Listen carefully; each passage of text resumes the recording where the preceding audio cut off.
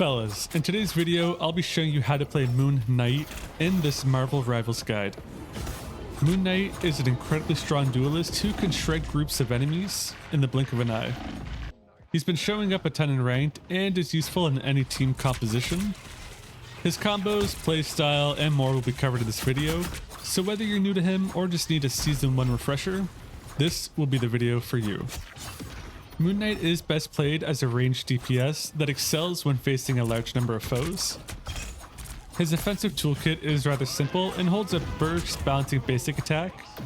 His second attack is a powerful single bouncing attack, and then we have his bread and butter, his ankhs. His ankhs that let your attacks bounce off and between. He does have a melee that I will cover, but I can't suggest it's something that you'll actually ever use. And then for his mobility, we do have a grapple hook, as well as a double jump, and he can glide. And lastly, he does have a team up ability that does grant invisibility. Topping all that off with his ult, that's broken and does not nearly give enough warning. It also charges really fast, the radius is really misleading, and it can hit a bit outside of it. So let's go over them and how to utilize them effectively. Starting off with his bread and butter, the ancient ankhs. 2 can be placed on a map at any given time. However, there is a 12-second cooldown between uses. When used, it does pull in an enemy and launch them up. It also does about 20 damage. But the most important thing about it is that your basic attack, as well as your second attack, will get aim assist. And also, it does more damage from the ankh than just the normal hit. So this is something that you should get used to using. It does stay stationary, so throwing it onto walls or above doors will be an effective use. Same thing with on hardpoints or in the middle of clusters. It's great as it pulls the enemies in and makes them easier to hit. Plus the light from the ankh stands out, making it easier to see as well. Seriously, it's one of the best things and you should be using it often. Now Moon Knight's basic attack will be your main source of damaging. This does fire 3 rounds per shot, and then it can hit as well. It does fire just a little bit slow, so when your targets are moving, you will need to aim just a little bit ahead of them in order to hit them. Or you can just aim at your ankh and that'll be the best way to go. The damage does start to fall off around 30 meters or so, doing 50% less damage at 50 meters. So aiming a little bit higher will be the best way to go. His second attack is very similar to his basic, but this one does 80 and only fires 1 round. But since it's a single shot, you need to be more careful with your aiming, otherwise you may miss for that heavy damage. And just to reconfirm, it does bounce and it does crit. Moon Knight does have a hook shot that's great for mobility and getting to high ground. It does have a 15-second cooldown. You can also shoot it at the ground to pull yourself up for a super jump. It is slow and prevents you from firing while you do use it. So overall, it's great for positioning and getting to better angles.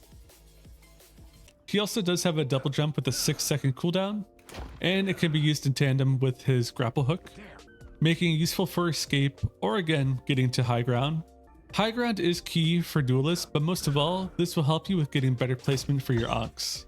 You can also glide with the shift button. I didn't think it'd be useful, but it does help with moving around and getting into better positioning. And now that brings us to his ult, which is fairly straightforward.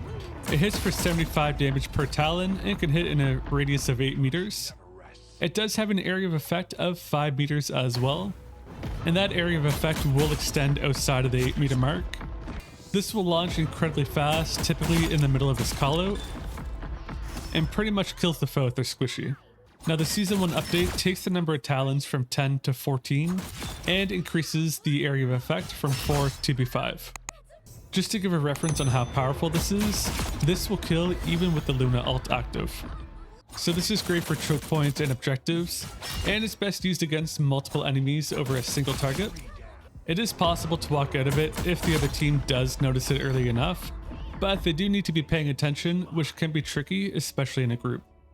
Well, it's probably not needed. You can throw your ankh in first just to get the enemies in closer and then call down your ult. It's also great used in combination with like Groot or Doctor Strange with their abilities, and especially Doctor Strange's ult. Oh, and again, he does have a melee that will launch on the 3rd hit. I didn't find this one particularly useful since Moon Knight is great from a distance. And if you're up close, you might as well just be going for critical headshots. And now that leaves us with this team up ability, Full Moon. When you have a cloak and dagger on your team, you can turn invisible in a 4-meter radius for about 4 seconds. And so this can be used every 30 seconds, and it's mostly great for being able to get away. And so that covers his abilities. Let's jump into some matchmaking for more details. Moon Knight is best to play at mid-range and near your team. This will give you some help for flankers, which can be a pain to deal with. Alternately, he is fine enough to go out on his own and pick stragglers, especially since his kit allows for easy escapes. Getting used to the ankhs will be a great start regardless of your playstyle, since you get more damage from using them than just the body shots. These ankhs do have travel time, so you can throw one and then even before it lands, pre-fire with your basic attack or your beefier second attack to maximize damage as soon as it lands. This also removes the enemy's chance to destroy the ankh because it can't be destroyed until it lands. For squishy targets, it's a basic 3-shot with the ankh or 4 shots to the body with your basic attack. But you do have to assume that the target stays within that 7-meter radius of the ankh, which may not always be the case. This works best if they're unaware and it's painfully hard for them to react, letting you get in that easy kill. In certain scenarios, placing your ankh at your feet when you're getting dived on can save you by landing an attack on the enemy and giving you an easy stationary target to focus on to get quick damage out. Alternately, you can shoot your grapple down for that super jump, and then you have your double jump and glide to get away. Either is useful, but it will vary per situation. A super jump inside won't do you much good, for example. Moon Knight really shines with his positioning and sneaky attacks, placing his ankh above doors to shred unsuspecting targets. You can also throw it by corners to get in some sneaky damage and kills on enemies you can't even see. Throwing it on a payload or even behind the enemy team's backlines is another smart place to land them, giving you many options to hold the line. This also will even land shots behind shield characters, which is something that he will normally struggle with otherwise. While Moon Knight is great and with many playstyles, that's not to say they are perfect. They do have a weakness for one-on-one close encounters, and him versus multiple foes, even worse. In doubt, use your toolkit to get around for better positioning, and if you're trapped inside, that carefully placed ankh may be what gives you the advantage or space to get out. As mentioned, Moon Knight can get their ult off pretty fast, making it a great opener ultimate. It does feel wasted on just a single target, but if you do panic, there's no need to panic. He charges his ultimate relatively fast, so you should be able to get off several in a match. I believe Moon Knight is a great choice for many playstyles and players to use, and offers incredible support to any team. Your positioning and situational awareness will affect how impactful he can be. Like some other characters last season, he was a bit slept on, but as of late, he has been making their mark in ranked, and he's fairly common to see in pubs. Now, that's a wrap on this Moon Knight Marvel Rivals guide. Did I miss anything, or do you have any tips of your own you want more people to know? Let me know in the comments below.